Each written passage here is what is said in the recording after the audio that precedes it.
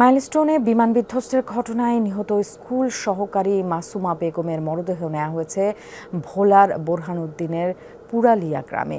সেখানে জানাজা শেষে হবে দাফন। এ বিষয়ে আরও জানাতে যোগ দিচ্ছেন সহকর্মী জুয়েল সাহা। জুয়েল, মাসুমার বাড়িতে নিশ্চয়ই শোকাবহ পরিবেশ, জানাজা দাফন কখন হবে সবটা একটু জানতে চাই।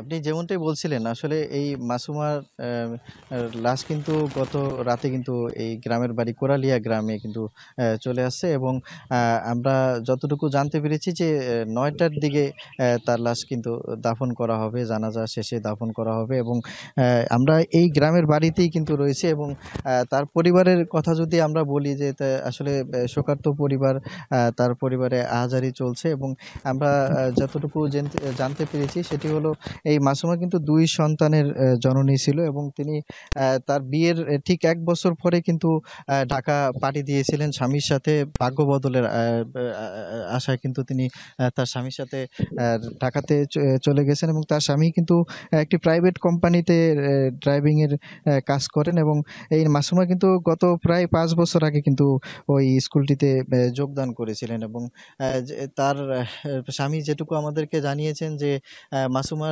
যেই টাকাটা পায় সেটি দিয়ে কিন্তু তার যে সন্তান, একমাত্র সন্তান ছেলে রয়েছে, তার পড়াশোনার কিন্তু খরচ কিন্তু সেটি দিয়ে করতেন এবং তার স্বামী কিন্তু বাকি সংসারের যাবতীয় খরচ কিন্তু তার টাকায় কিন্তু চলতো।